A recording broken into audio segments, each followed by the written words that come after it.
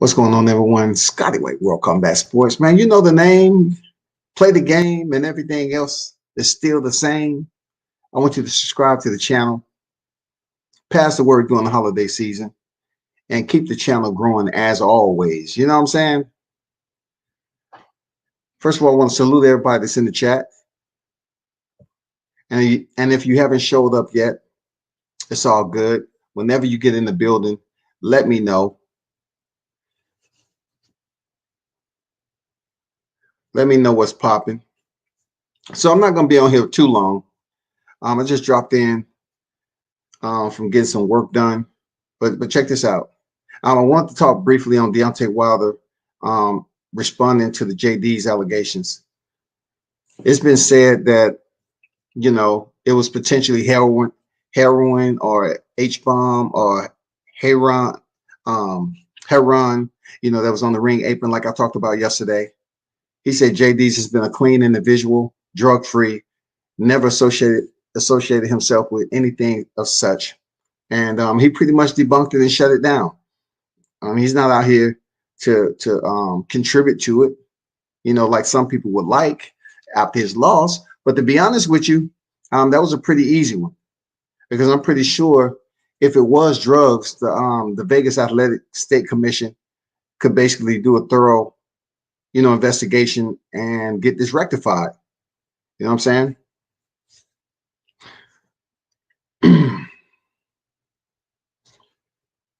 What's going on, Retro for Life? Salute, man.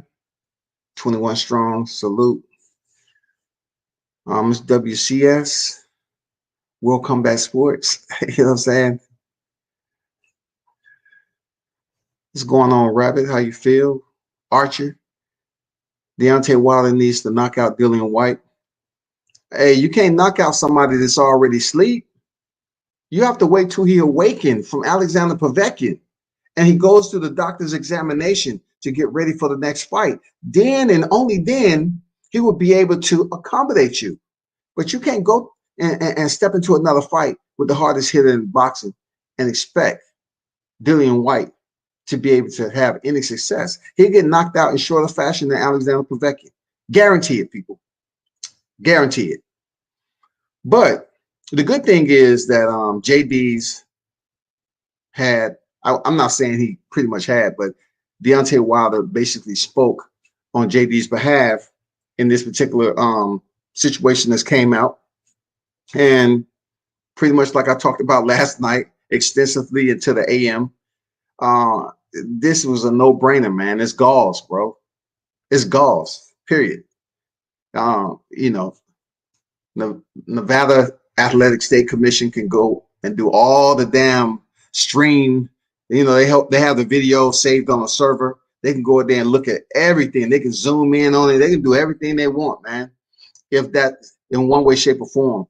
And then if it was, let's just say it was a powdery substance, right? Let's just say it was a powdery substance, right? Where is it?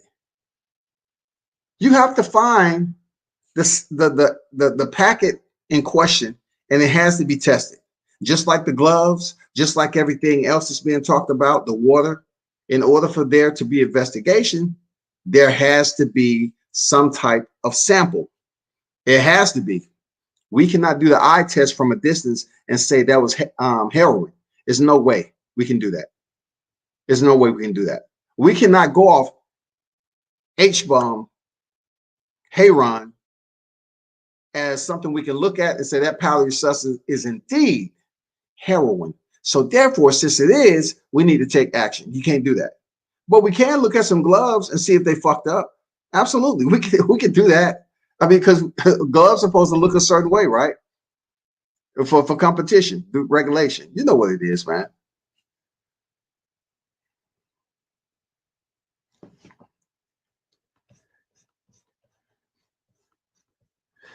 So once again, I appreciate everyone who stopped through the channel. For those of you that enjoy my Deontay Wilder chats, I truly appreciate your company. And those trolls, then, you know, I'm going to put you on timeout like a good little boy. You know what I'm saying? I mean, that's what you do. When trolls come into your workplace, you got to then put them on timeout, let them simmer down, chill, and then you bring them back on. That's what you do. Shout out to Mark Nash in the building, man. WCS, I'm late. What did Wilder say about the allegations? Smash the like.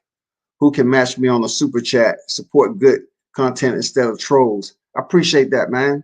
I appreciate that.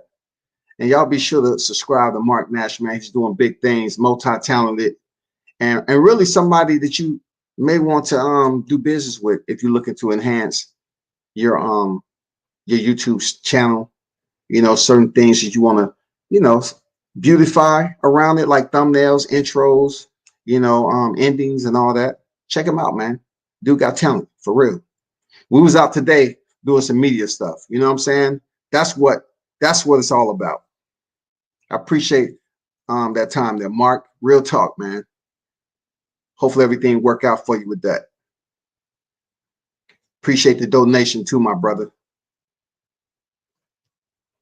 Deontay Wilder basically mentioned that the white article that was on the apron was not crack, meth, crystal meth, you know, opium. You know what I'm saying? It wasn't any type of cocaine, and it sure enough wasn't HEROIN. You know what I'm saying? H-bomb. So he just came on like everybody want to hear him talk. He came on. You know what I'm saying? He came on so you can hear him talk. And he basically advocated for trainer JDs that, in fact, you know, I know JDs. That's what I'm talking Deontay Wilder. And basically, he's not that type of person. He's not going to do anything of a sort. He was just basically, you know, talking about his character, allowing people to understand that he trusts him.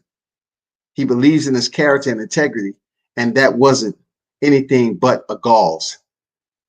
Gauze, you idiot. You know what I'm saying? That's what it was, man. You know what I'm saying? That's what it was, bro. Y'all need to help that understand. And look, it's not gonna get any worse than that. Like I said, you know, from the glove allegation, the water, and everything else, you have to have the evidence right there. The articles have to be right there to confiscate, even the water. You know what I'm saying? Just like the Charlos and the Gatorade, you have to confiscate the Gatorade bottle in question if you was Harrison. And you have to say, hey, I want to test the water. I want to test the liquid in here. They can't rinse it out. They're going to take that bottle right there and they're going to swab it and see what it is. It's that simple. You know what I'm saying? That's simple. Yeah, we can put that to bed, man. You know, I know a lot of people was hoping and wishing that there was another scandal, but no, it's not the case. It's not the case. I don't know if you heard, people, but God damn it, Roy Jones and Mike Tyson is breaking records. Mike Tyson and Roy Jones are breaking records. If you thought the fight wasn't going to sell with these two legends, you're sadly mistaken. People are buying into the hype. People are buying into the hype, y'all.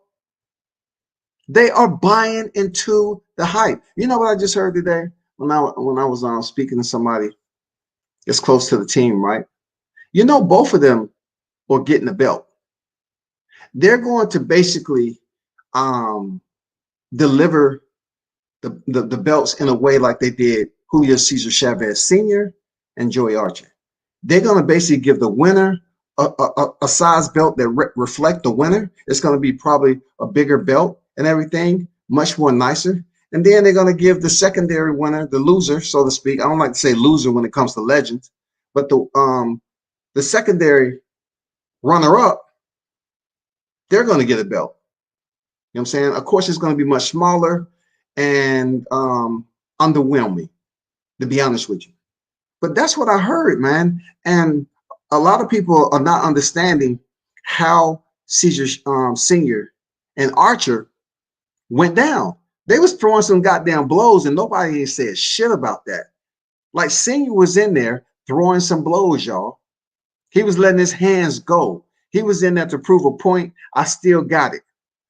The only thing I didn't want him to do was say, you know what? I'm making a comeback.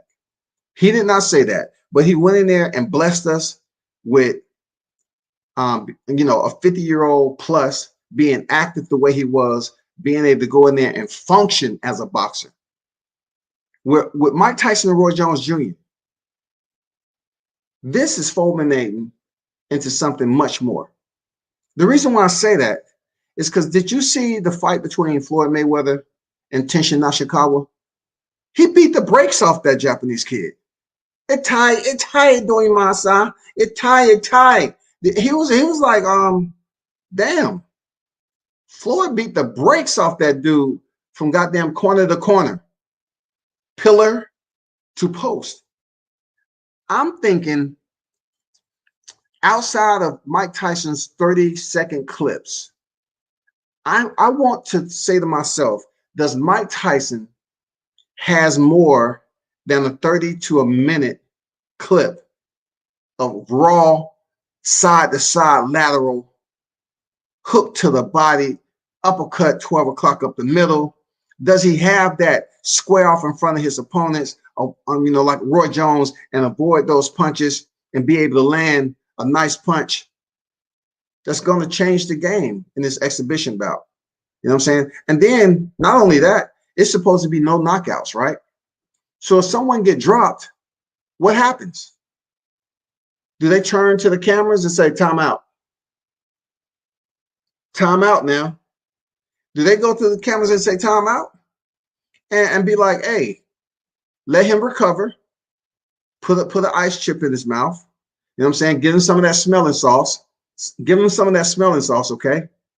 When he wakes up, we're going to give him at least about a minute to recover and then put him back in there. Is that going to happen? I mean, I'm curious. Y'all help me understand. If it's not going to be any knockouts, what are they going to do if somebody touched the canvas? Because I'd be damn Mike Tyson holds up Roy Jones like he did, what's his name? It was Layman Brewster, right? I think. I forgot who it was. He clipped him in the first round, and he was about to go down, and Mike held him up. He's like, no, I'll tell you when to go to sleep. I'll tell you. You know what I'm saying? Come on, bro. Right, once they leave the ring, facts. As for the Allege's 2 belts. Yeah, 2 belts, man. 79 Boxers said, hey, WCS, I went at Tyson's Fury's trainer, Sugar Hill, on Twitter today. He replied with gifts and ducked trolls on me. Oh, he replied with gifts. At least he replied, though. You know, at least Sugar Hill replied and gave you attention. You know what I'm saying? He don't care. Were you there when they asked him about the glove situation? He said he was watching TV. Sugar Hill brushed that shit off like I'm watching TV. I didn't see anything. What was on TV? Basically the stream that was going into Deontay Wilder's freaking locker room, Showtime promo, whatever. He said, I told him that Fury's illegal wrestling, loaded custom gloves, throwing palm hooks, headlocks were not of the Emmanuel Stewart's crunk style. Damn, that's raw. That's raw right there. Damn, that's raw. That's what I'm talking about. 21 strong. I never thought he was drugged. He just got beat up. What I can't respect from Wilder is how he stand up for everyone but Mark. No one that knows anything about Mark. No one that knows anything about Mark believes what he said. No one that knows anything about Mark believes what he said. So if you're saying no one that knows anything about Mark, an innocent bystander, right, and don't know anything about me, they just supposed to believe what I say? If they don't know anything about me, it's nobody that they can speak to vouch for me. So that's what you're saying when you say no one that knows anything about. So if you look at Mark Breland, I'm not saying he's a bad dude. Who can I? He ain't never did shit to me.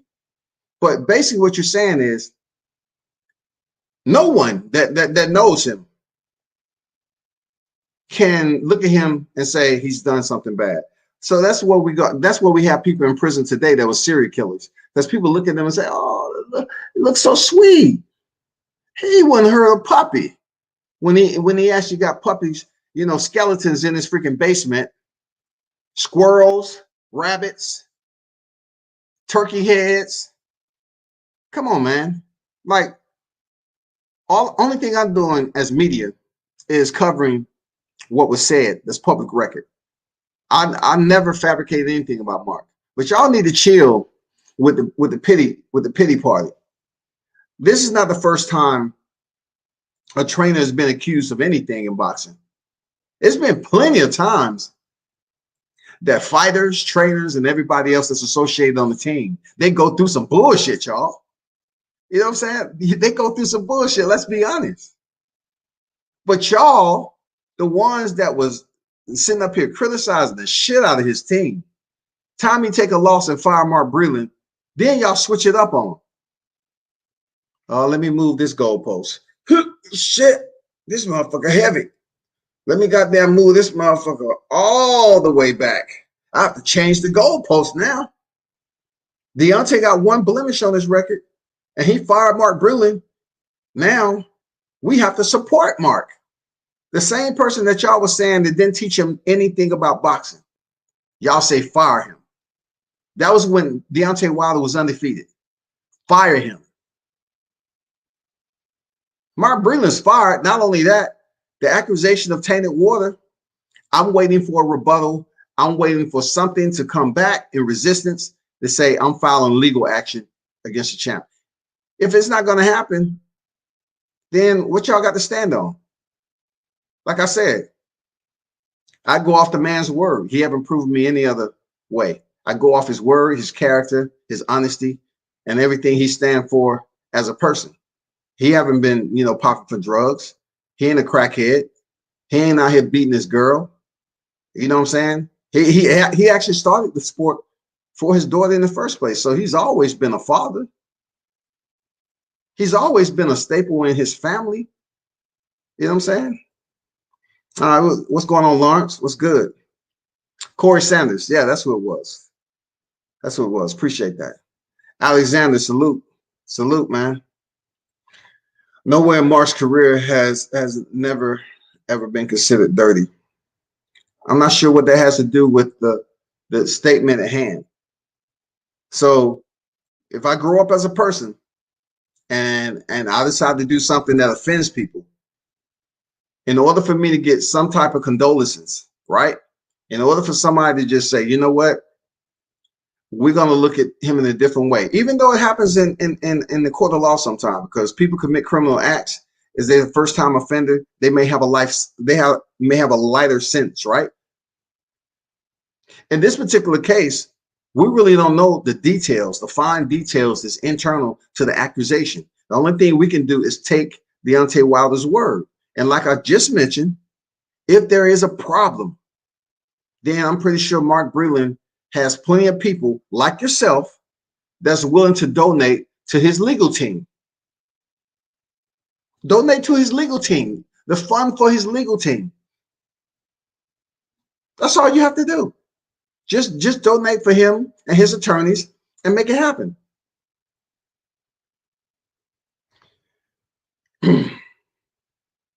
What's going on, Rapstar? How you feel, bro? Hey, look, 21. It's good for you to be a fan. Look, I'm not turning on. I haven't been on here bashing Mark Breland. I have been repeating what Deontay Wilder has placed out as public record. And when it's public record, I absolutely can access it and then speak on it however I see fit. So I haven't created anything else. Mark Breland probably been doing this forever, this, that, and the other. I know more about Mark Breland that I'm not even speaking on right now. It's not up for me to do that. But I've spoken and heard about certain things, you know what I'm saying? So I'm not up here to bash that, man. Why do you think Breland and his character, since you've been around him? Me speaking of Breland and his character is superb. Real talk. Mark Breland and his character, when I was around him in camp and at the MGM Grand and another place I forgot, Mark Breland's character was superb. Very low-key type of dude. Don't say too much to anybody. And I can't say anything outside of that. I'm not going to sit up here and pull out the damn sword and try to cut this man apart. It's not going to happen. I'm not that type of person. But every time I seen him, I mean, You have to get close to him just to hear what he's got to say. He speaks so low. Seriously. I don't have nothing bad to say about him, man. What's going on? He said, peace to the chat. Mark Breland and boxing careers have been concerted. You're talking about the most decorated amateur fight in U.S. history. That's public record. His amateur history is public record. I'm not sure. I mean, you can put that for live chat. I'll address it like this. You can put that in the live chat as if you're speaking to them. I already know his amateur history. I know you're not probably directing that towards me, but if you want to direct it to everyone that's in the live chat, it's okay. It's good input. And you seem like a person that's here to support Mark Breland. Who am I to say anything? I'm not going to put you on timeout for that. As long as you don't get disrespectful, it's all good. But I am media. I am media. Remember that. I speak on everything that I possibly can about combat sports. Mark, salute. Just busy. Catch you later. If this water was tainted, wouldn't that have caused him to fail the post-fight drug test? I would assume that there should be a post-fight drug test for whatever it was. Now, it depends on what it was that tainted the water. You know what I'm saying? It could have been a muscle relaxer. It could have been anything, but it has to be something that's on the banned substance list, or it has to be something that can register on a post-fight urinalysis or whatever they do. If it's urinalysis, A, B sample, or a blood test. That's a good question, man. You know, if by chance the test, we haven't heard anything about a post-fight test, if there was any, you know what I'm saying? Was there a post-fight piss test? I would like to know myself. Is it a post-fight piss test? Somebody tell me, is it a post-fight piss test? You know what I'm saying? That's all I want to know, man. Help me understand the madness. Help me understand the madness, man. Is it a post-fight piss test? That's a good question, Mark.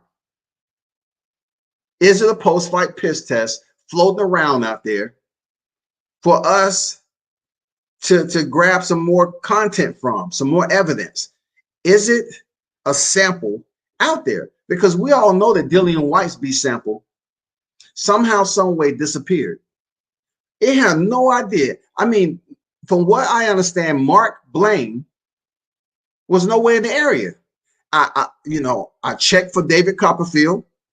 He wasn't in the area either. So therefore, we have to, ask some questions to the right people and see if a B sample was indeed taken after the test. You know what I'm saying? We have to figure it out.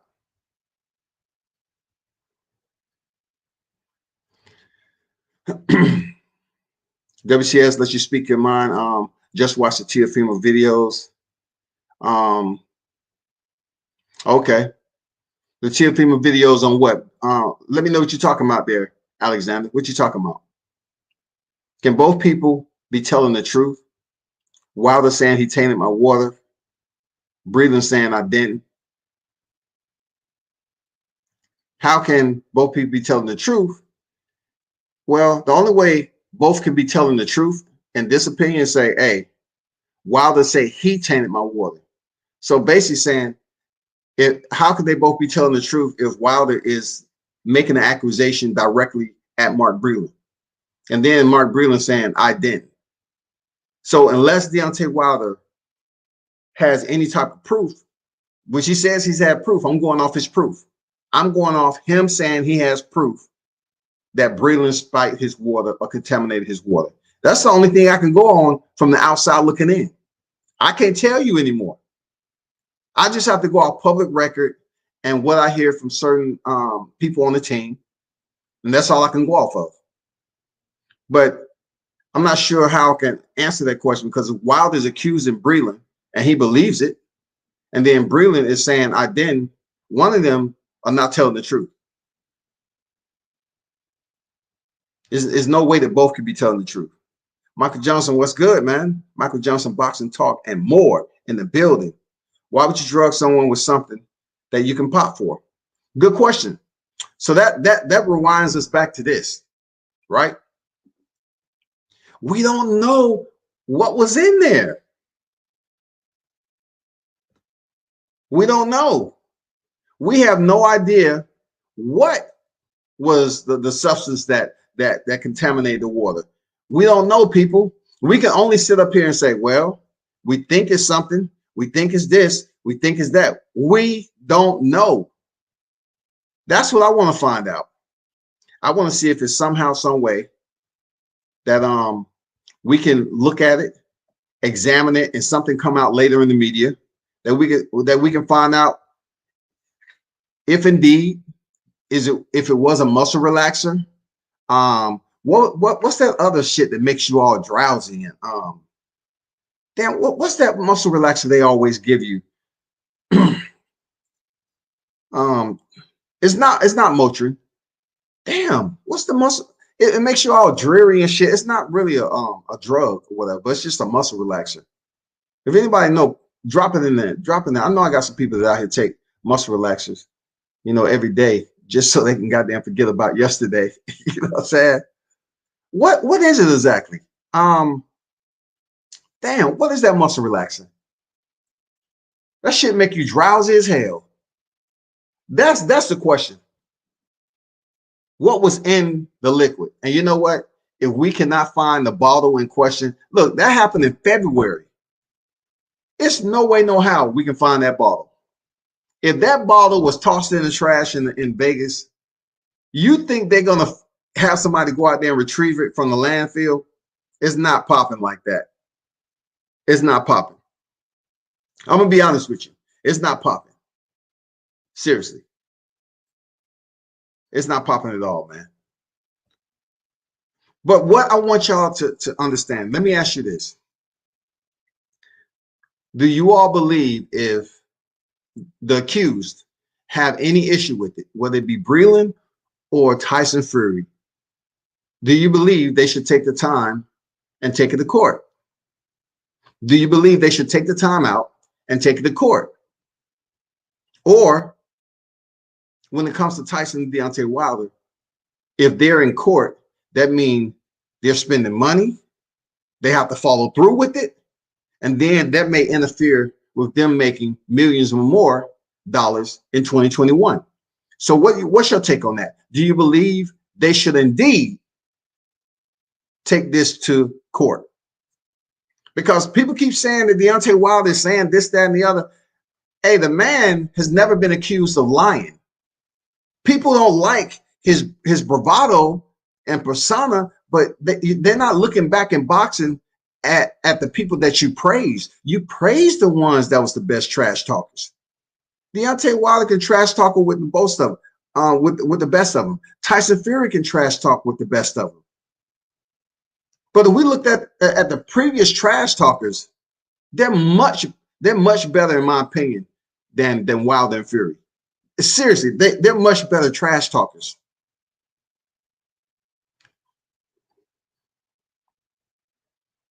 No, I'm not Flexoril. Flexoril now. That will fuck you up. Flexoril. You take even a corner of you run Flexoril across your tongue, and that shit get in your pores, you getting sleepy. You're like, oh, god damn. You know what I'm saying? Flexoril. Is Flexoril on the ban list? I'm gonna be honest, I don't know.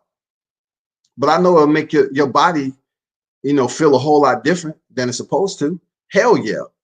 Appreciate that info, Mark. Michael Johnson said, okay, damn. Let me back up. Flexoril and Benadryl. I mean, aren't they one of the same?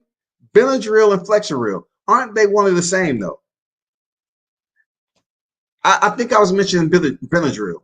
But Flexoril, I think they're one of the same. They do the same thing. They fuck you up. They make you seem weak, drowsy, everything. Yeah. Those two right there. That's what we'll go with. You know what I'm saying? Benadryl or Flexoril. Will it pop on a urine analysis?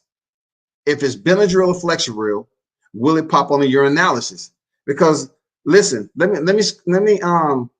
turn you on the game too when it comes to PEDs. In order for anyone in athletics to test positive for PEDs, they have to be tested for PEDs. It's a different type of PED. It's a different type of test for whoever, VADA, USADA, to look for that particular substance for it to come back positive. They have to test for it.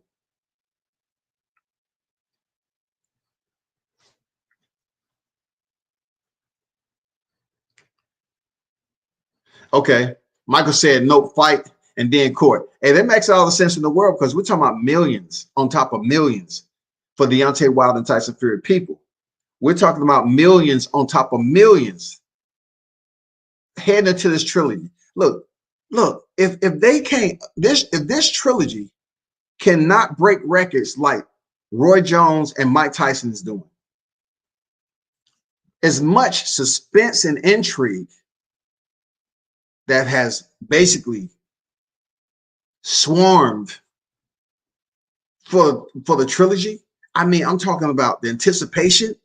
If they cannot break the records of some 50-year-old boxers, that just goes to show you what we're dealing with today.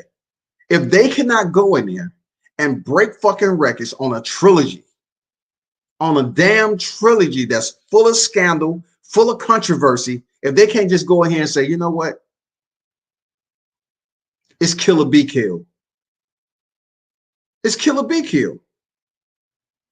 The referee is not going to stop the fight early. No one from Deontay Wilder's camp is going to throw in the towel. This is going to be a thriller. This fight right here needs to be promoted correctly and everything else. And it should do the same numbers, if not more, than Roy Jones and Mike Tyson.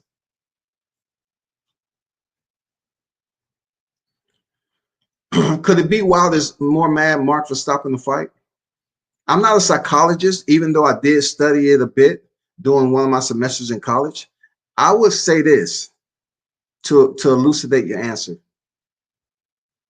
I don't know, because I haven't had the opportunity to speak with Wilder. Okay. So from what I've heard, who he's spoken to on those platforms, he was feeling some type of way about it, because if someone taints your water in one of the biggest fights of your career, you're not going to be upset. And then somebody look at you like, if you're not upset about this accusation, then why you even mention it? So to caveat to your question, shouldn't he be upset? That's a no-brainer. That's common sense. Shouldn't Deontay Wilder be upset about Mark Breland potentially contaminating his water? Absolutely. Absolutely.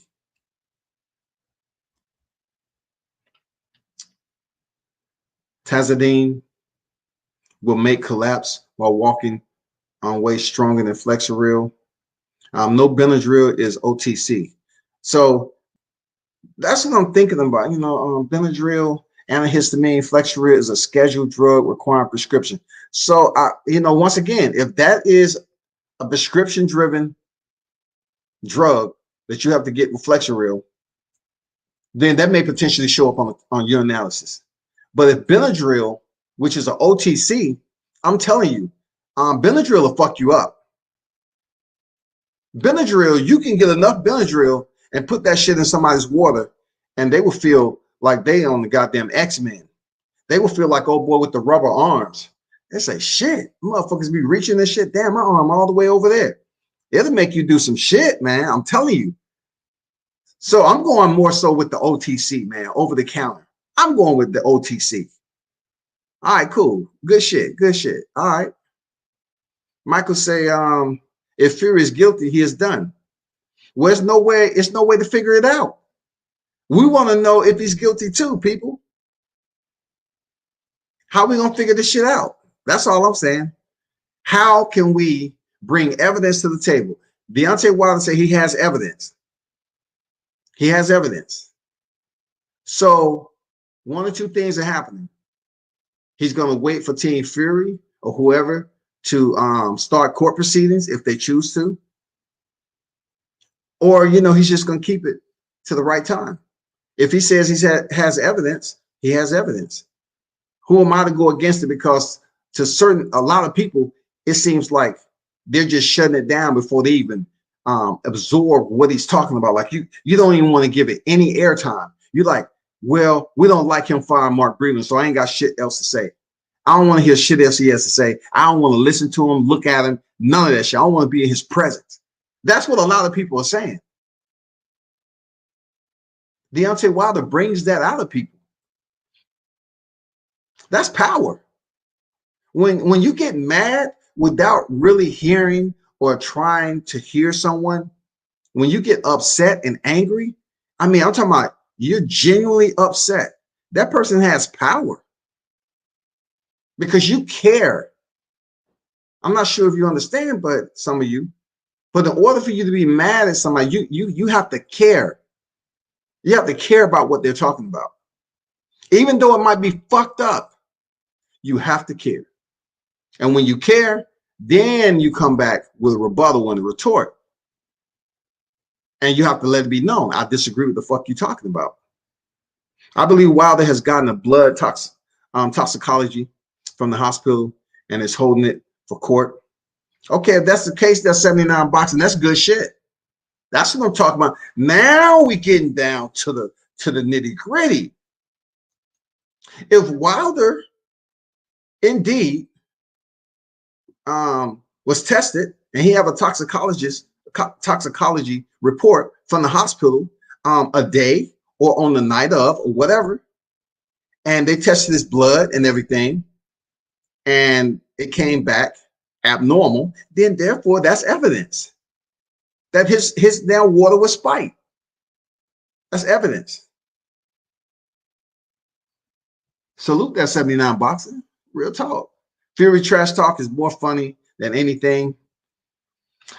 The one thing we said about Fury's trash talk is that he does some things Wilder won't be able to get away with, nor will a lot of boxers over here in the U.S. get away with. We've heard Billy Joe Saunders and Mike Tyson call women cunts. Over here, that's frowned upon. If Wilder, on his level of notoriety, was to say that on the radio or ESPN and say, you know what? Tyson Fury is acting like a cunt. Do you know by the time he leaves ESPN, Stephen A said, hey, Wilder, come here. Listen, I'm just going to break you. It was asinine what you said in there, and expect the Me Too movement to be out in the parking lot looking for you. I'm just saying, don't be exasperated. You said it, and expect the Me Too movement to be in the parking lot when your limo pulls up. Believe me, if Deontay was to say cunt, motherfuckers would be out there in droves. How dare you? Don't you have a family? How dare you? They'll be going on. We just want to come on here on CNN and talk about the words that former WBC heavyweight champion Deontay Wilder used. For a long time, we loved him. We adored him. But as we heard those words come out his mouth, it shredded our heart apart. We cried all night. We say, Deontay called us a cunt. Why is he so mean? Isn't it the same guy that said the bronze bomber want to catch your body? Well, when it comes to us, we feel that you called us a cunt, and we're dying inside. I had to tell my daughter, Sarah Lane, that mommy would be okay. And I had to turn to my son, Hunter, it's okay.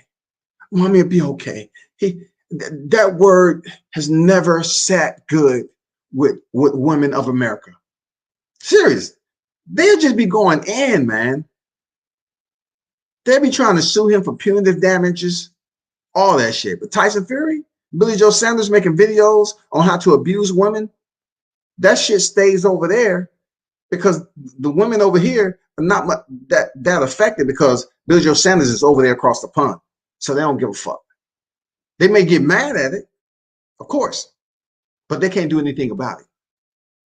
Theory trash talk is more funny than, according to the USADA website, any muscle relaxers without prior approval is a violation.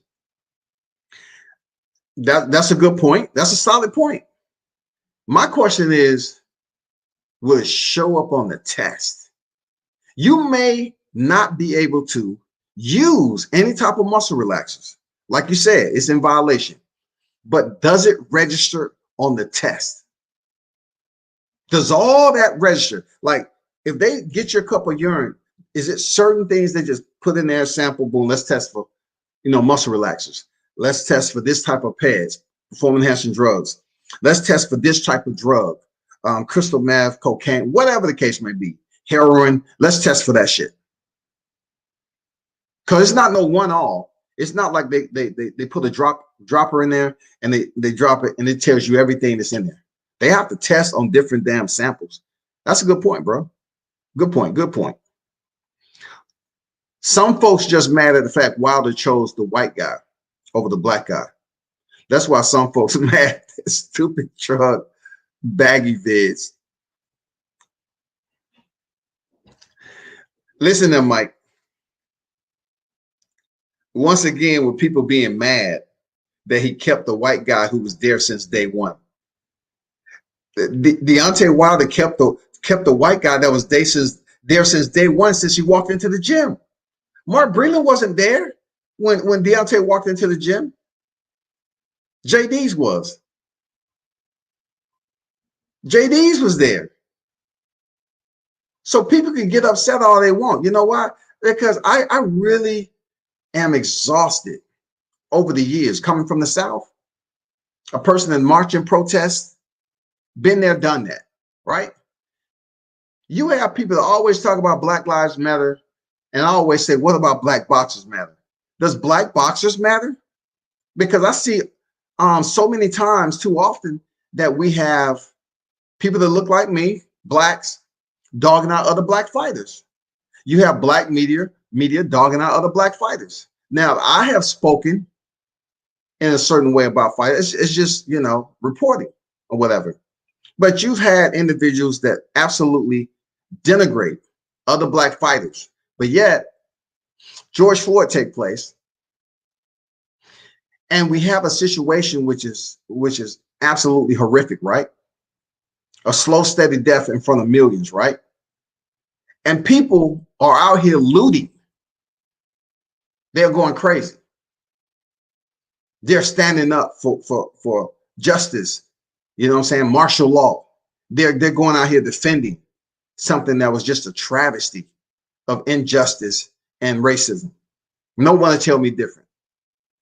If you knew somebody ahead of time, if I knew anybody ahead of time, right? And I was a law enforcement, I caught that person for whatever reason, and you kept your knee on their neck. That's not even this time. Look, the live isn't about that. I'm just saying, does black boxers matter? Because I just hear so many media dogging out black boxers. I mean, I'm not talking about criticizing them on their skills. I'm talking about calling them pussies, talking about their family.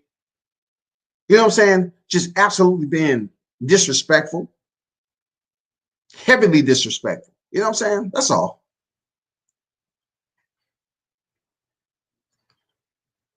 Look how fast the Me Too movement went after Ice Cube. Yeah, man. We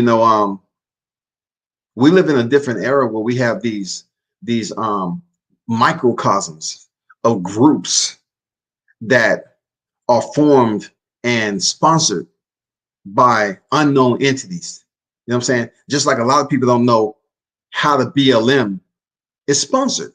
People don't know how the BLM is sponsored. They don't know that it's a group of women that's a part of the BLM. I'm talking about the founders of BLM. And they don't like men. They all like women. So, when people say BLM, what are you talking about? Are you talking about in your genre, the community that you frequent every day? Or are you talking about actual blacks? I don't understand. You know what I'm saying? I get where the acronym is representing, but when it comes to those individuals that is running the organization, They don't like men too much. They don't like men. Look them up.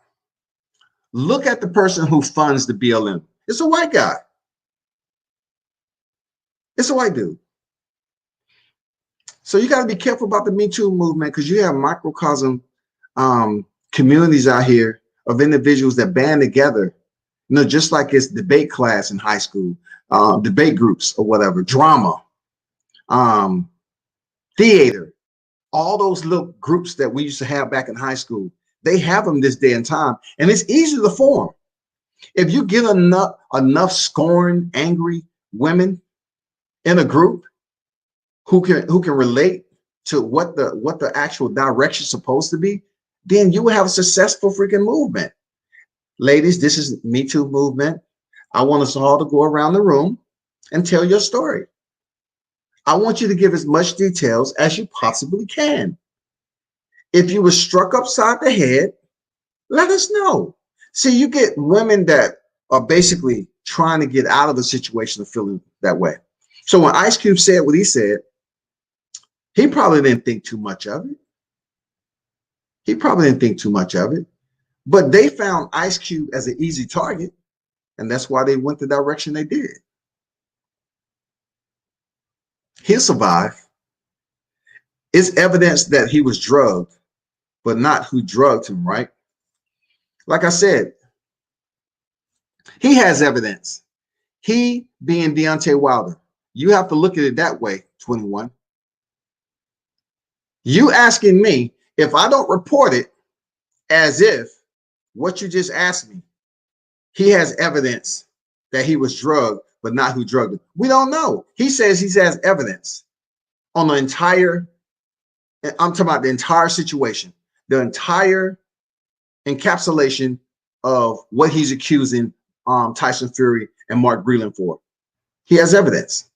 So if that is indeed the case, he has a reason to believe that Mark Breland was the one who drugged and tainted his water. Why would he point the finger at Mark Breland?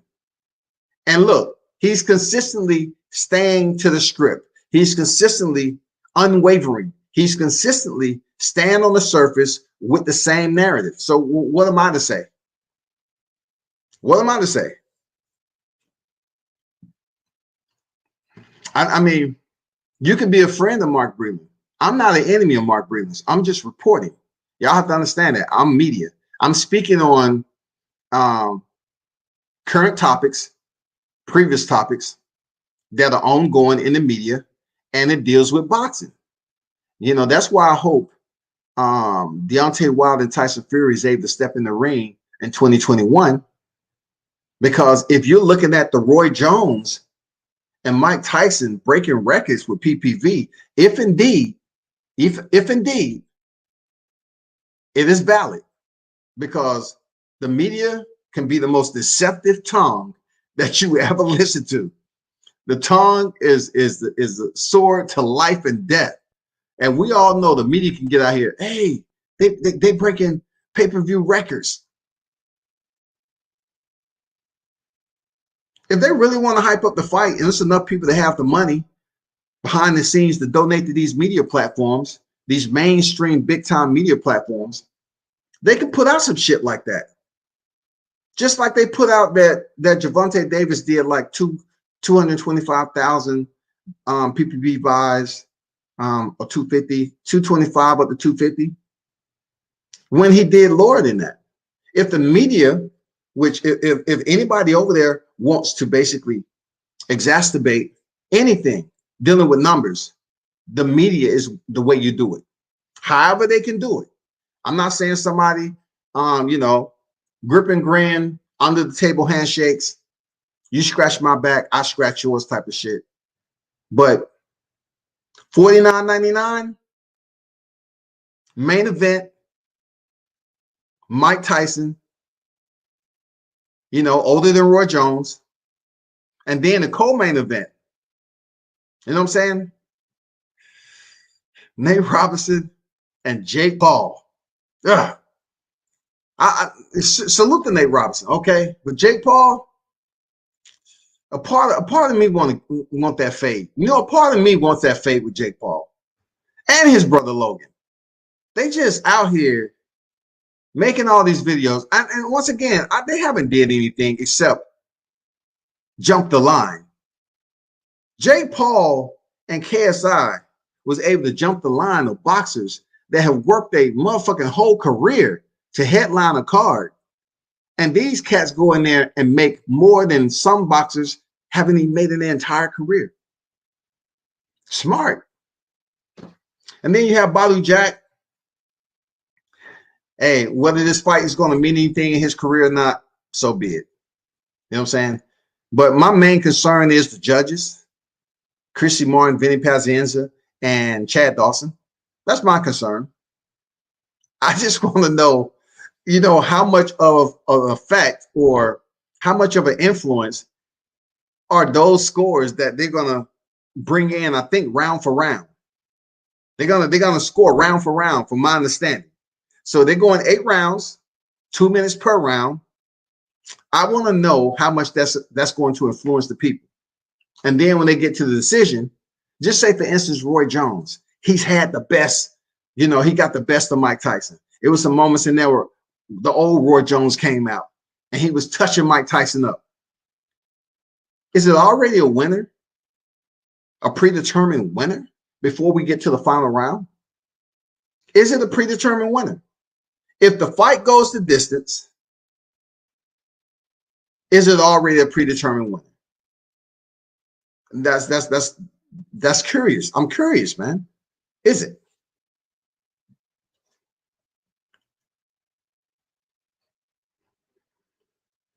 Yeah, it's a white Jewish guy that funds the BLM.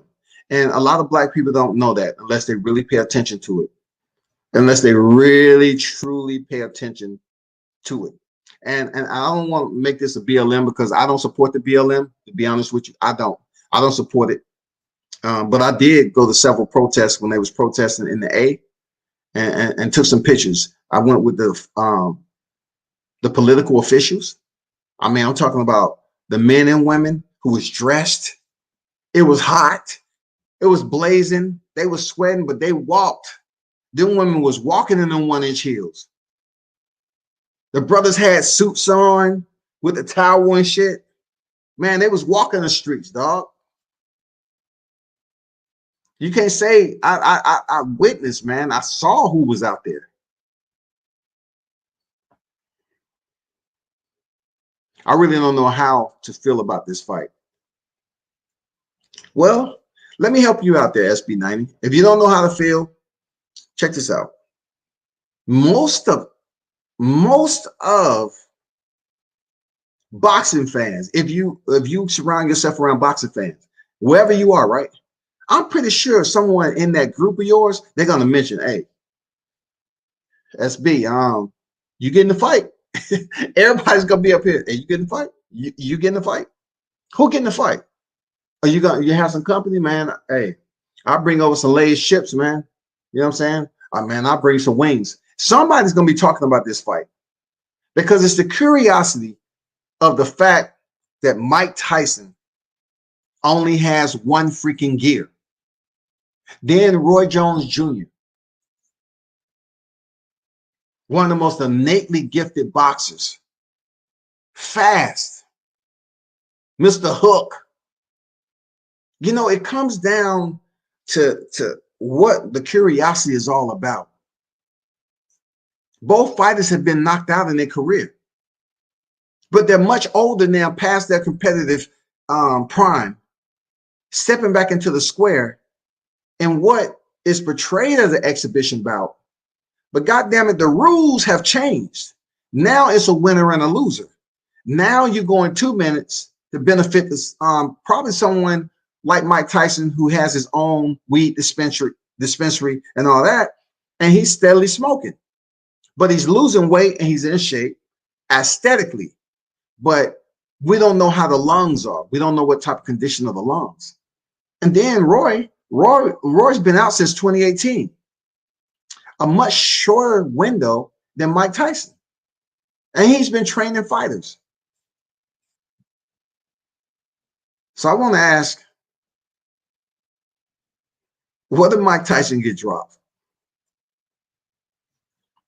Does it derail the League of Legends?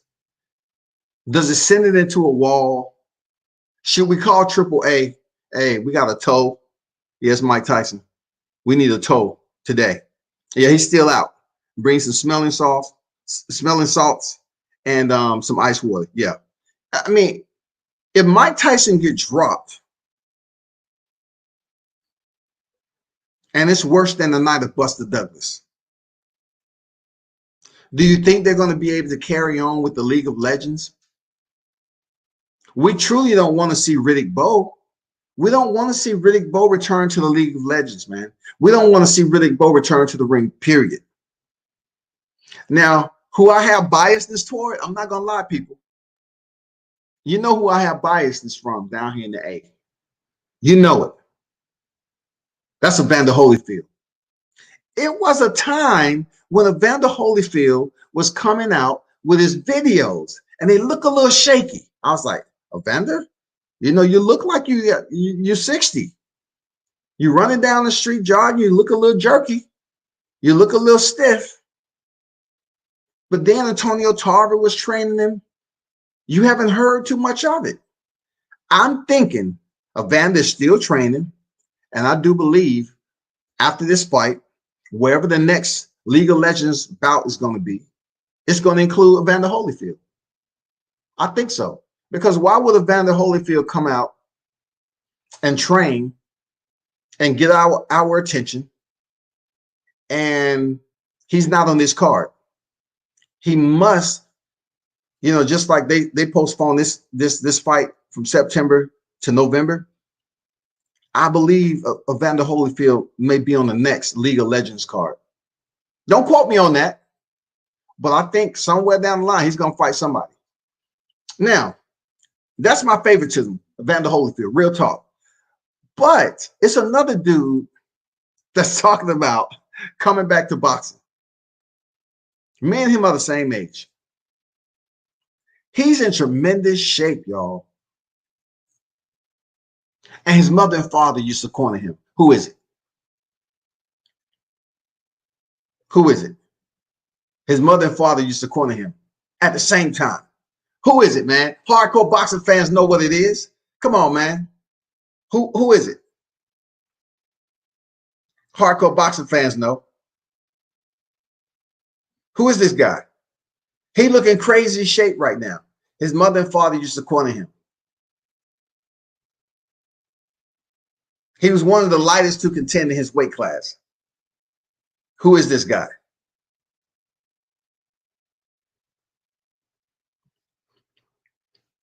Salute, bro. I really don't know how to feel about this fight. Mike and Roy should have organized this fight themselves. I know they had some say so, especially Mike Tyson, because this is driven off the Mike Tyson League of Legends and the Triller app. So he definitely has say so in this fight. He truly has say so in this fight. Real talk, he does. He has say so in this fight. Roy has say so, but we all know it's not to the percentage of Mike Tyson. We all know that. No one has figured out this guy I'm talking about that says he's looking to come back to boxing. I'm just putting him in an exhibition. He's telling people that he's coming back for a title run. His mother and father used to corner him in the ring at one point in his career. Come on, man. Come on, boxing fans. Let's go. Come on, brainstorm. Fight through that shit. Bob and weave. The distractors. Allow yourself to leap over the synapses gap and get a full thought. Allow your neurological transmitters to activate. Come on, man. Come up with it. Think. Then return over the synapses and type it and put it up here on WCS database. Come on, man. Who was this guy? Hardcore boxing fans is out there. Who is this guy? His mother and father was cornering him at a point in his career.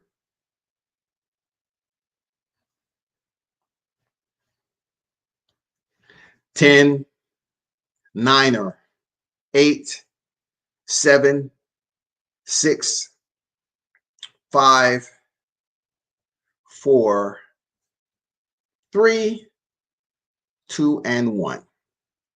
Chris Bird. Have y'all seen Chris Bird? Dude is in crazy shape. Crazy shape. I'm talking about crazy. This dude is shredded right now. Now, of course, I think he's outside the testing pool. I'm not sure. In order for you to try to get a fight, you need to be in the testing pool, right? I'm not sure he's in the testing pool yet, but this man is super shredded.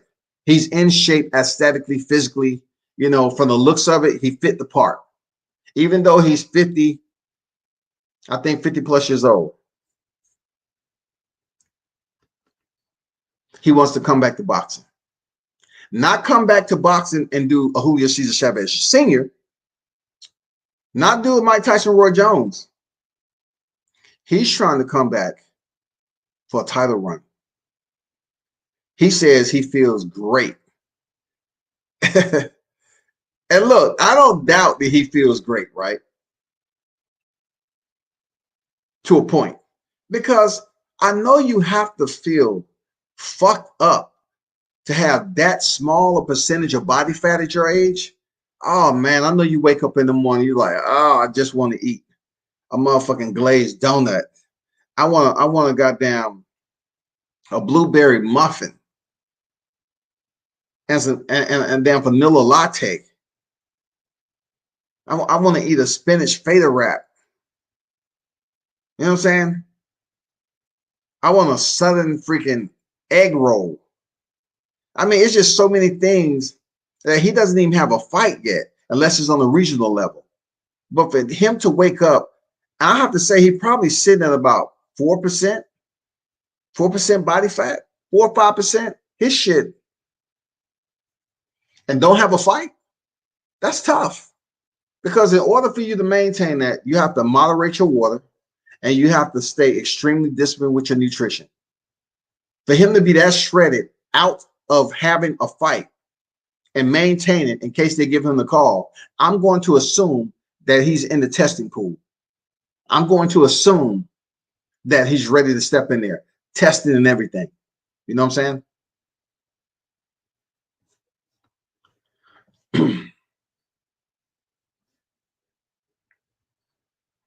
Let me ask y'all this on this Roy Jones. Let me start with Jake Paul and Nate Robinson. Do y'all care about this fight? Do y'all respect Nate Robinson enough that he did play at the elite level of basketball and he has every right to come over here and, you know, and participate in an exhibition boxing match? Do y'all frown upon him a little bit?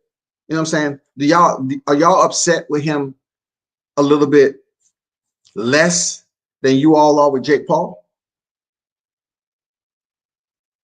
I just want to understand, like, Jake Paul went in there against another YouTuber that looked like absolute straight up trash. But yet he's in the company facing Nate Robinson, Nate Robinson is one of the elite athletes to play basketball, right? He was in the presence of boxing legends, man. Have you ever sat back and just allow your thought process to wonder? Did you allow it to just run through how in the hell did YouTubers become more of a name than boxers who have amateur pedigrees and who are actually out here lacing up the right way for a way of living professionally, right? They transition and taking the punishment. But you have individuals like Jake Paul, who has been able to jump the line, y'all. Now this goes on his resume. I'm fighting the co-main event on Roy Jones and Mike Tyson. This shit is freaking ridiculous, man. It's crazy. A YouTuber is fighting on the co-main event with two individuals who sacrificed and gave their livelihood to the sport of boxing. And then you have Jake Paul, once again, in the limelight. It's wild. Seriously, it's wild. I'm not hating on them either. It's wild though. Hey, Mike and Roy should have organized. I respect Nate, but this is a money grab. I want to see the legends fill up cards like the old Don King cards. Hey, they might read your comments, man, and try to make that happen. But who can they get to fill up the cards like that? Who? Who can they get to fill up the cards like that? That we as boxing fans, I'm talking about we the most finicky supporters of all. Who can they get to fill up the boxing cards like that? I mean, we need to come up with a short list that basically for even the next card or the one after that, and they need to be in shape. See, that's the big problem. These cats need to be in shape. Yep. That's why I say I don't want to see the Riddick Bows up in there. James Toney, I seen James Toney sparring recently. I wouldn't mind seeing James Toney in there, man. He's just too slick. I don't know, man. It's tough. I don't know if I want to see James Toney. I don't know, man. I don't know. Who else is out there in shape? Is David Tua in shape? Because goddamn it, I know he still has that power. Is David Tua in motherfucking shape? Somebody go find him and bring him back to the League of Legends because somebody's getting knocked the fuck out. Bring David Tua back. Seriously. And like I said the other day, George Foreman, he's thinking about returning to the square, y'all. I know Michael Moore was like, what? George? The same one who, oh shit. Damn. Big George is planning on coming back, from what I heard. Hearing all these older names, man, return to the sport, right? And granted, they're going to be wearing 12-ounce gloves, which in a lot of ways don't make a fucking difference when it comes to Tyson and Jones. But check this out.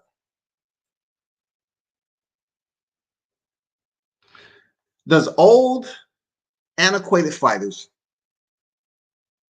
who return to the sport like this, and for what we've witnessed in time with fighters dying, young fighters, I'm talking about motivated fighters, fighters that can go in there and take the sparring and take the punishment. We've seen them die in the ring.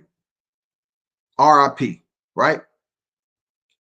Why isn't the same concern given to older fighters that are returning to the square to have that type of detriment, to have that type of enhanced pugilistica at this stage in their life?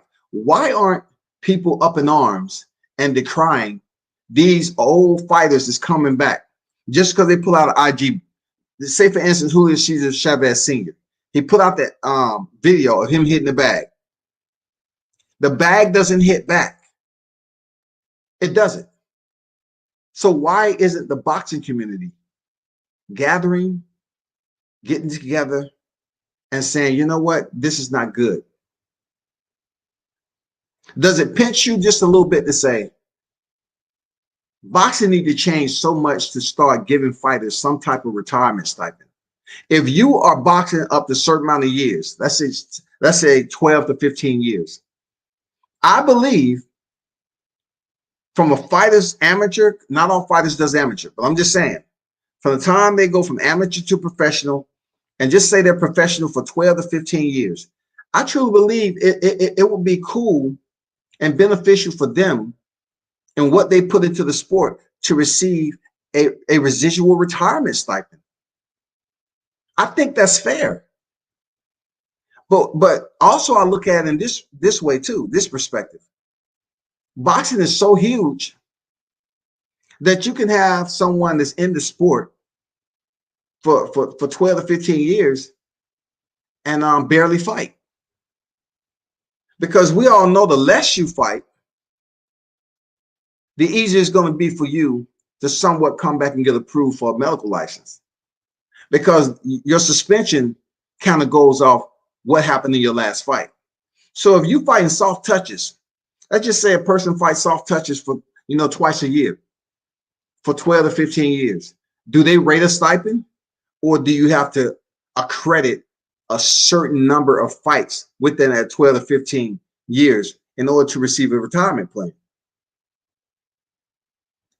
If that is indeed the case, then boxing would never have an extended retirement stipend outside the sport. It'll never happen.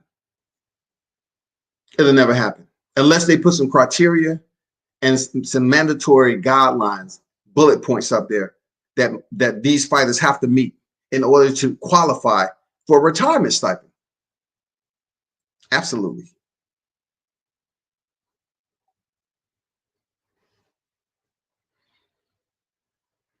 Speaking of the money grab there, 79 boxing. Why not? Why not, dog? If they're going to sign Nate Robinson and Jake Paul as the co-main event, why not make it a money grab, man? Get the money. Grab the bag. Run as fast as you can. Get the bag. And you know what? A part of me thinks that these guys are getting paid no less than $1 million. If somebody else has any type of numbers, from what I heard, they're getting paid $1 million, dog. Jake Paul and Nick Robinson, minimal. I might be totally off, but that's what I heard, man. And we all know Mike Tyson and Roy Jones getting paid millions, plural. I just don't know the exact numbers for what they're getting paid. If anybody in the live chat knows how much they're getting paid, let me know. I want to know.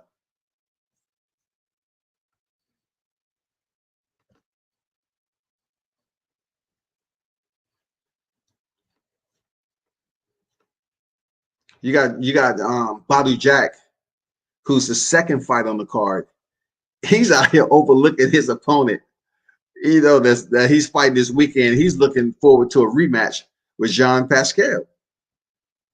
That goes to show you he's looking at the old boy like, man, whatever, man. This is a motherfucking this is a damn tune-up.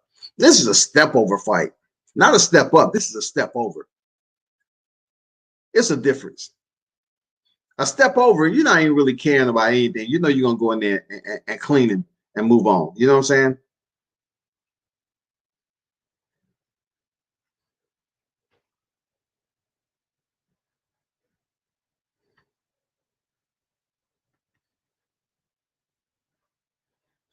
And lastly, out the door, people, two things that I'm going to end with. Ryan Garcia is saying that he's sure he'll stop Luke Campbell. All right. Ryan Garcia is saying he's absolutely certain that he will stop Luke Campbell.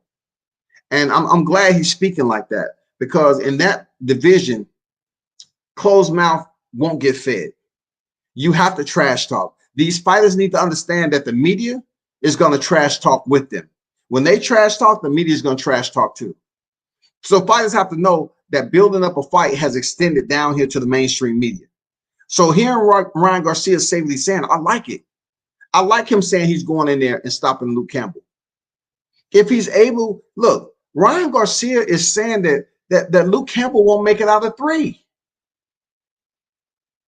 Ryan Garcia is saying Luke Campbell won't make it out of 3, y'all. Threats. Trio. He won't make it out of 3.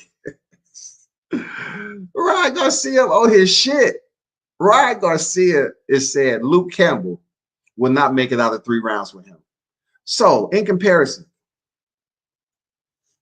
we know Luke Campbell has lost, all right? But Vasily Lomachenko, he went the distance. So if Ryan Garcia stops him in 3, it really opens up some options for Ryan Garcia. I don't know if Teofimo Lopez will fight Ryan Garcia, but wouldn't Vasily Lomachenko and Ryan Garcia be a nice matchup? You know what I'm saying?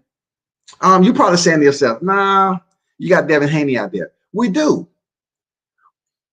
But which one is it going to be? Because we're not for sure if Teofimo Lopez is going to face Devin Haney in 21. with everything that's going on, sometimes you don't keep poking the bear. You don't keep on sitting up here trying to act like you mean something to a team by calling on the fight in which you don't mean shit. If Team Lopez is going to take the fight, they'll let us know sometime in the upcoming month. Because from what I'm hearing, he's fighting Kambosa in Australia for a nice bag. Okay. Ryan Garcia stops Luke Campbell in 3 rounds. Who should he fight? Should he fight Gervonta Davis? Should he call for a fight with Vasily Lomachenko? Who should he fight? Who should he fight? Rolly Romero? He's fighting for the interim. Should he fight Devin Haney? Who do you think Ryan Garcia should fight? Moving on from that, close out with my boy T.O. T.O. is a unified and the 4th belt holder, undisputed. You know what I'm saying? People think that word is just like, oh no, that's fucked up. Man, he got all the belts, man, besides the WBC that Devin Haney has. We have to look at the belt that Devin Haney has, just like we look at some of the belts that the WBA has out there. We have to look at the potential belt that's being dressed up as a second wheel in the WBC. It's dressed up like a mistress, because now we have Canelo Alvarez, who has the WBA regular title at 68. We have Tank Davis, who has the WBA regular at 35, right? Why is it hard for people to understand that Mauricio Suleiman is trying to dress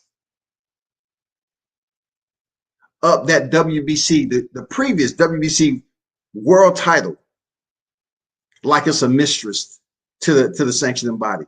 They're trying to dress up the title that Devin Haney has like it's a mistress. Seriously.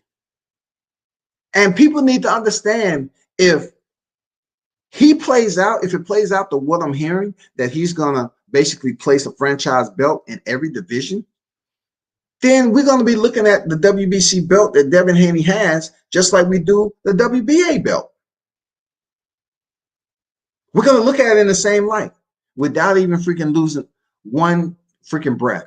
We're going to think about that shit in transparency, and we're going to keep it moving. But the good thing about Teofimo Lopez, he's saying he's going to be the $5 million man. So what I like about him and his team, they are increasing their stock. They're doing it with action. They're increasing their stock as a fighter. So it's going to get to a point where those who want to fight Teofimo Lopez, they're definitely going to have to bring something to the table. It don't matter what division you're in, you're going to have to bring something to the table when this man continues to increase his stock. He continues to win, he continues to increase his value. More money. So those who are chasing him needs to understand that. Seriously, you need to understand that. That's how it's working. I conversated with Pascal on Twitter last week, for sure. And he said he was waiting on Jack to handle his end of the paper. All right. That's good shit right there. Appreciate that info, man. Appreciate that info. Boxing shit right there.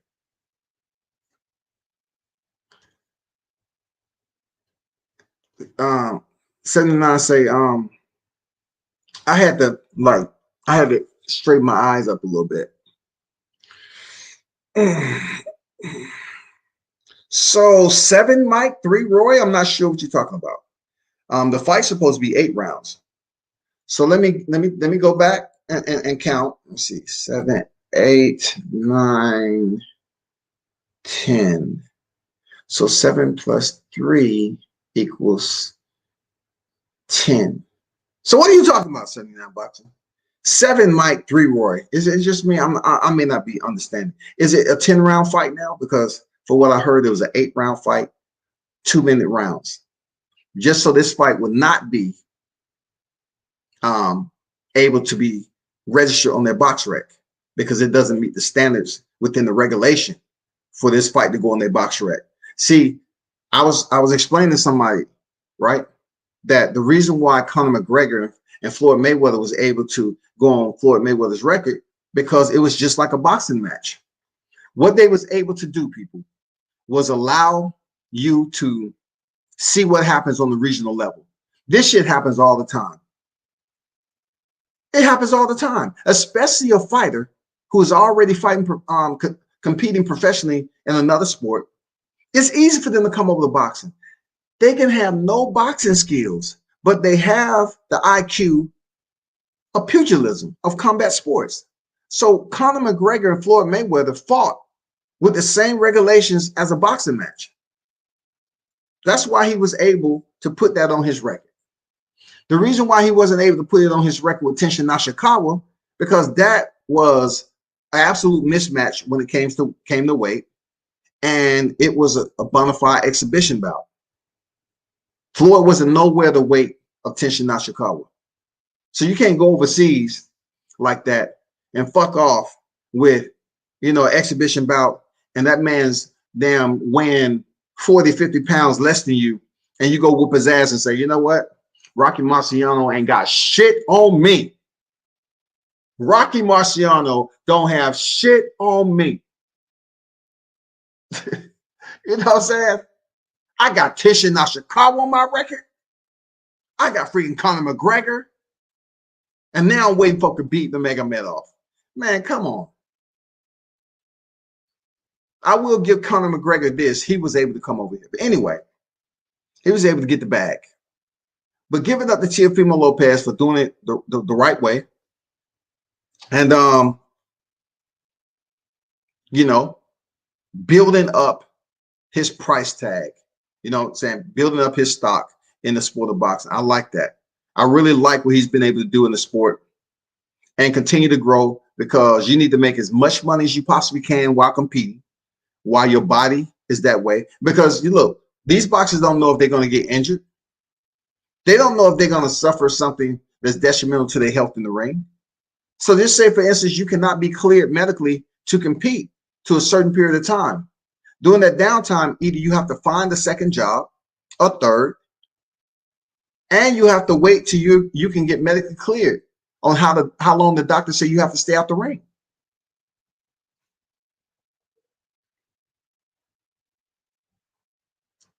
Just like the pandemic. Man, a lot of boxers, some of these boxers have disappeared. Like the pandemic destroyed.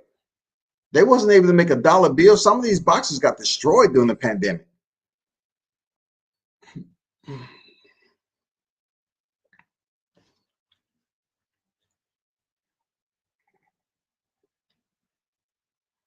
What's going on, Fallback? What they do, come back, your show be the truth, real recognize real. Ain't enough time in the day to be on the internet. Keep spitting the truth, dog. One, bro.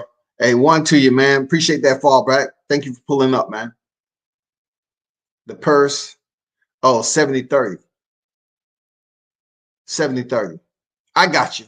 Good recovery, 79 bucks. I got you. But goddamn it, why you can't just am I still right? I don't want to step getting hyped up that you meant 70-30. But you said 73. So if you mean 70-30, okay, we got it. We got it. I'm gonna move on. I meant 10 mile, 10 mil, and 3 Roy Jones.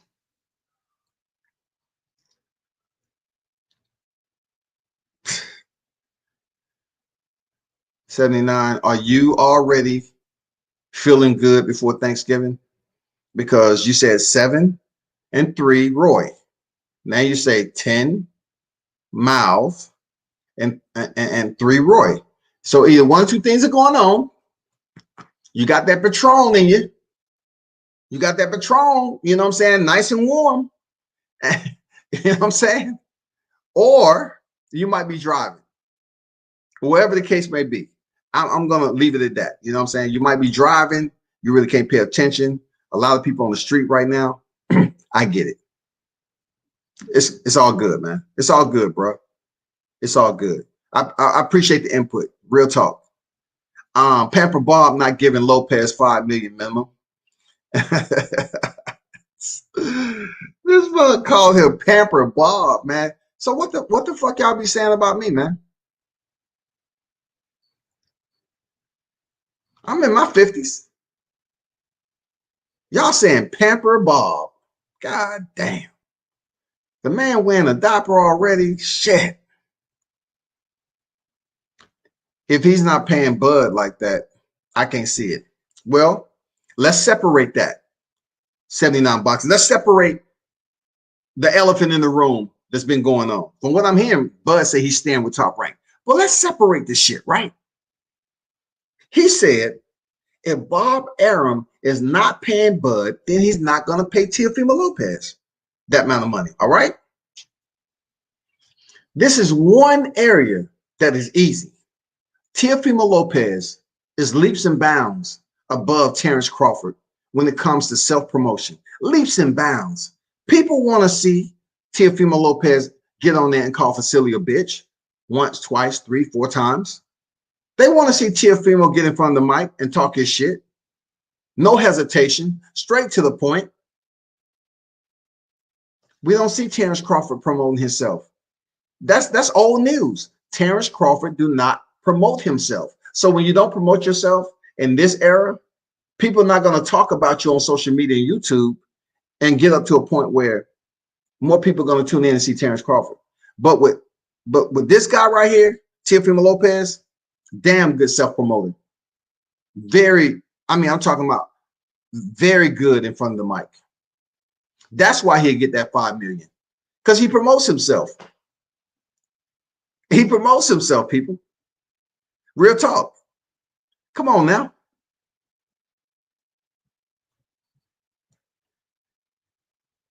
Okay, for sure. He says he's driving trucks. For sure, man. Hey, listen, if you in the ATL, right, you dropping the load down here tonight, and you got some goddamn turkeys on that motherfucker. You know what I'm saying? You know, if you ready to get off some for the low, let me know. You know what I'm saying?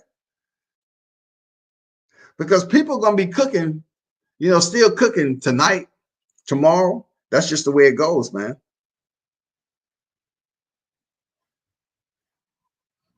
That's just the way it goes. Said it tonight. I won't be on here to bring in Thanksgiving with y'all tonight. I can't do it. But what I will do is, everyone that's tuned in to World Combat Sports, I want to wish you a happy Thanksgiving. Absolutely. I want you to be safe out there. Enjoy every spoonful of that delicious hometown, wherever you at, Thanksgiving meal. You know, for the Southern folk, them collard greens, mac and cheese, chitlins, dressing.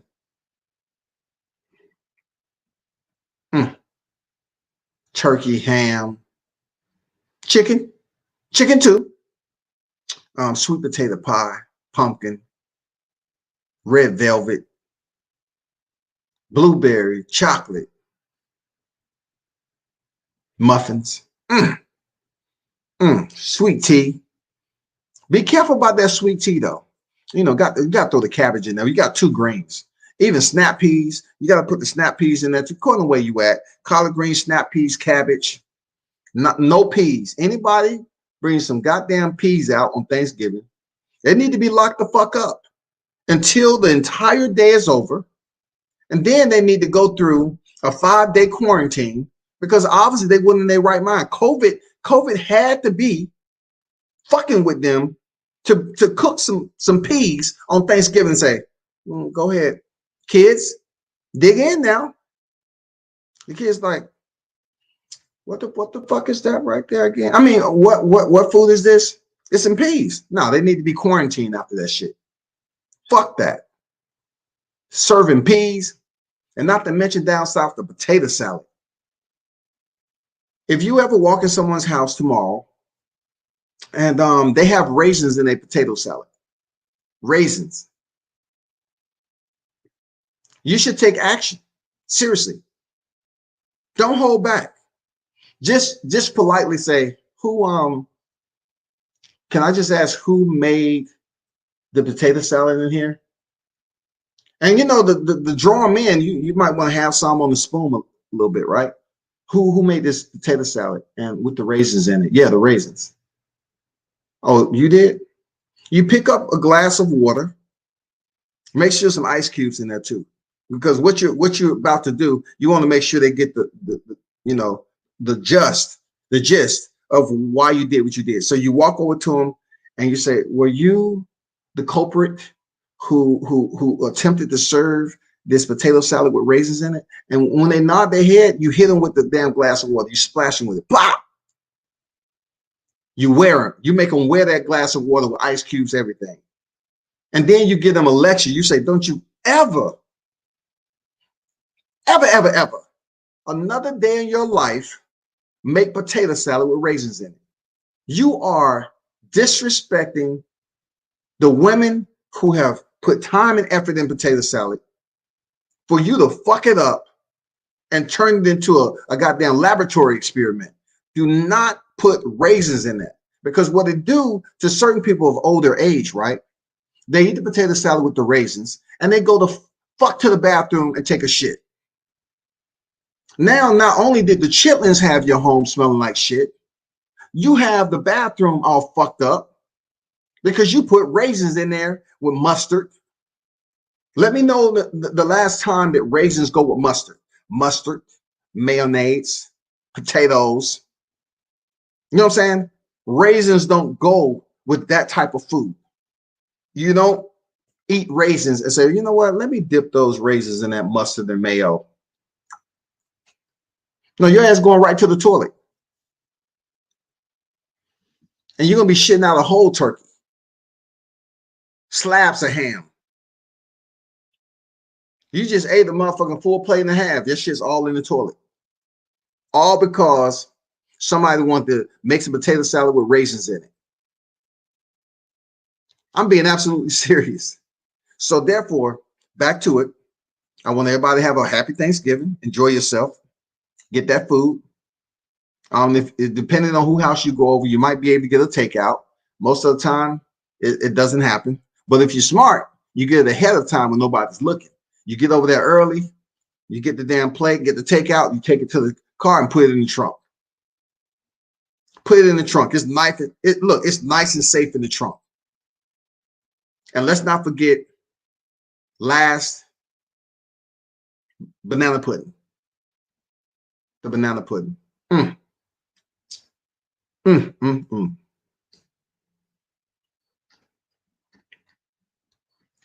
Banana pudding should be the honorary dessert for Thanksgiving, period.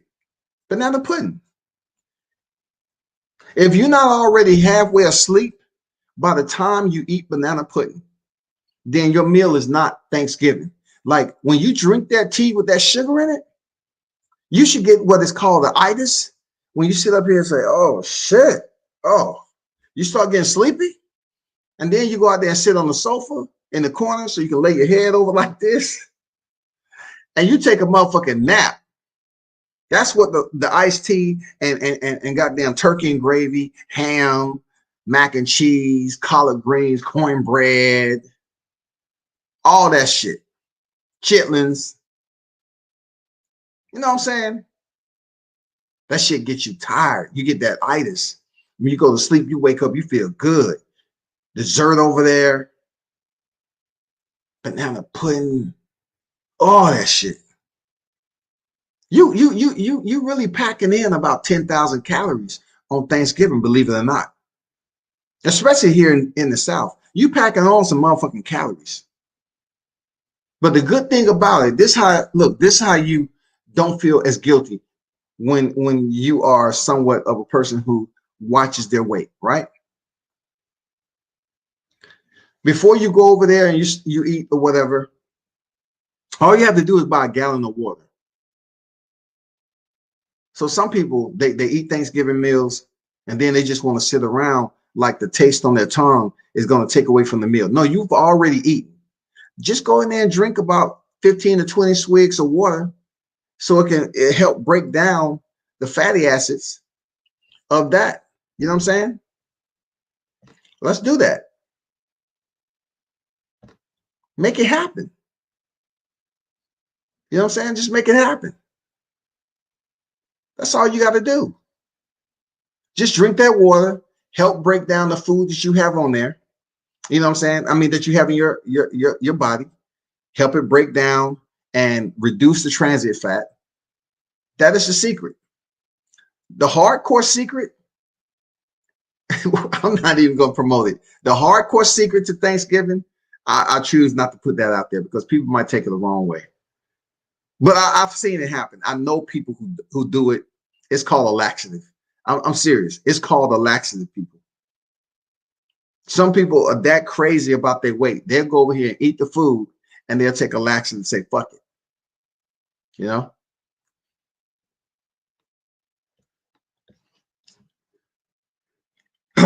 What's going on, Major Key? I ain't see you in the building, man.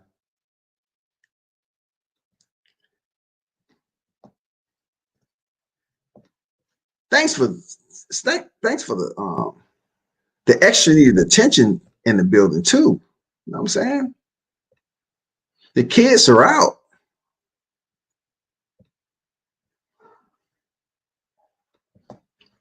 The kids are out. What's good, Major Key? How you feeling, bro? How you feeling? Willie Lowe in the building, man. What's good, dog? Shout out to Willie Lowe, man, over there in Alabama. Shout out to Team Bomb Squad in the building. Hey, appreciate you for stopping through, my brother. Real talk. I appreciate that.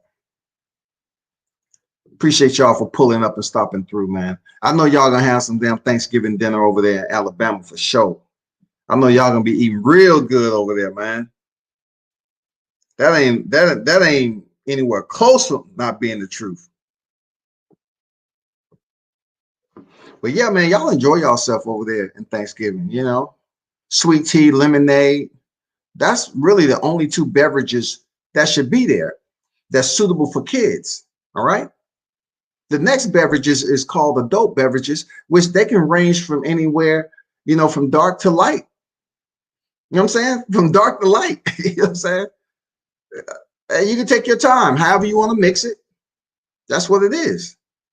And also you have the layer down, you know, that if you're not looking to get too fucked up, remember, if you eat first and then you drink after, you know, you'll feel a little bit better than drinking on an empty stomach. But the real ones, time they walk in there, they get a good 2 shots, you know, go out back, play some dice, find a spades table, play some cards, whatever, play some tunk.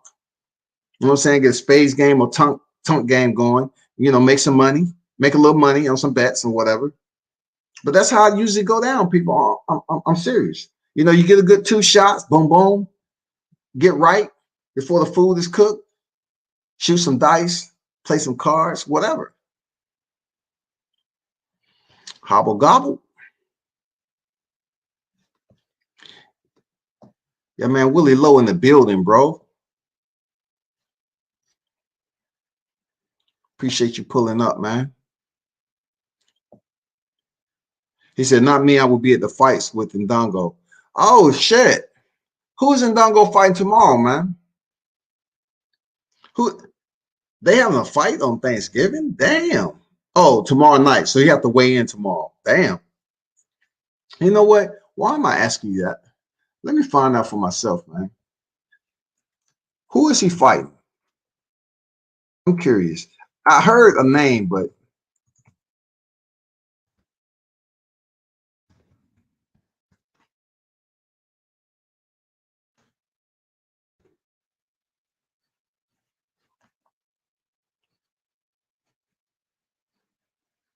oh, okay. He's fighting an undefeated fighter up in Seminole Hard Rock Hotel and Casino Hollywood. Wow. On the 27th. Damn, y'all over there. I can't even pronounce the dude's name. I'm not even gonna lie to you. But boxing never stops, man. This man is gonna be up at the weigh-ins tomorrow. God damn, man. I hope you get some food somehow, some way, bro. You know what I'm saying? I hope you get fed somehow. Shit. That's Thanksgiving. I would give thanks to God and work out hard in the morning, real talk. Got my weight down in the 220s. That's what's up, man. That's what's up. I saw your last weight cut, bro. And, you know, you could tell you was losing weight. That's good. You sticking to it, man. That's what's good. Keep on pushing, bro. For real. Oh, Kakistanian guy. All right. Gold medalist. All right, two-time gold medalist. That makes it even curious for me to even look this guy up now. Two-time gold medalist. Damn. Now I'm a little bit curious as to who he is. I'm gonna go look him up on Wiki. Damn. 2012 and 2016 Olympics, winning gold medal in 2016, won medals in 20. He also won gold medals at the 2010, 2014 Asian Games, 2013 World Championships. God damn, this dude got medals all over the place, bro. 9 and 02. The way it looks, it should be a pretty good fight for Ndongo, for real. Shit. That should be a pretty good fight, man. Dude got them medals. He got medals in shit. Never heard of him. But he got the pedigree and credentials though. Hey Wolves, where you go? Major Key, Florida.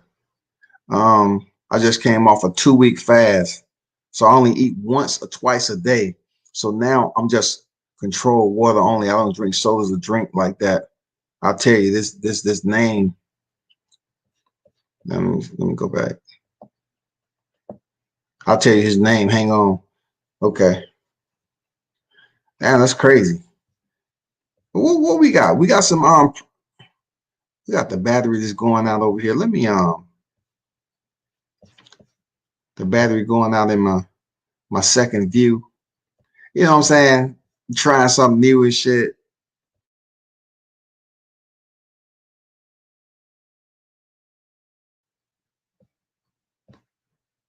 The batteries goddamn running out. So I had to damn narrow that down because the battery's trying to run out. But let me get back over here to what you were saying.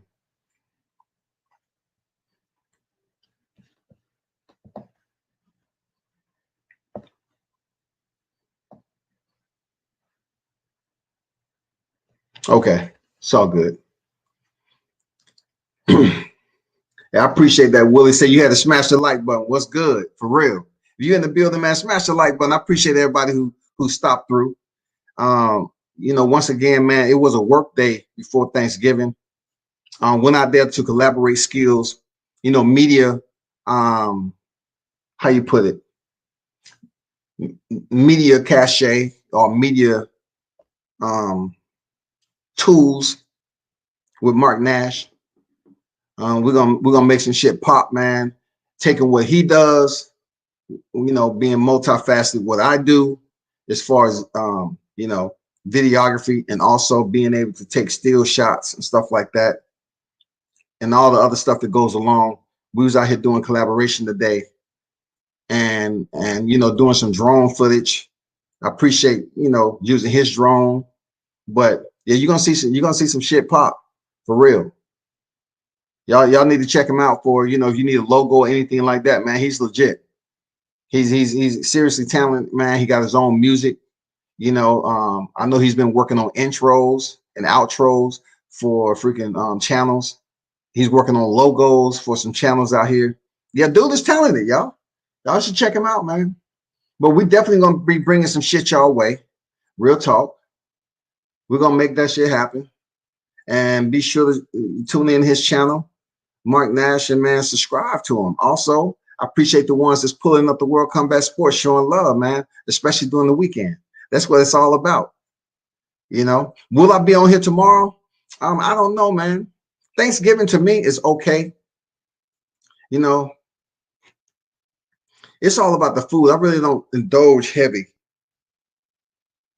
on Thanksgiving. I really don't just get with it. I may have a plate and that's it, but I'm just keeping 100. It's according to who food I'm eating too. I may have 2 plates. It's all good, but I can't eat that much. But I hope y'all enjoy yourselves. It's been a pleasure. I may possibly, drop on here. I want to see how everybody's doing, man. How fucked up y'all are. You know what I'm saying? I want people to get on the channel, man, after you done drunk a half a bottle of Grey Goose. And I told you to eat first, but you know what I'm saying? I want you to damn hit a bottle of Grey Goose, man. But y'all enjoy yourself. Turn up and tune in to World Combat Sports. And once again, happy holidays, happy Thanksgiving. Appreciate y'all support. And that was Gauls. That was JD's with Gauls. Know that. You know what I'm saying? Shout out to Willie Lowe for pulling up.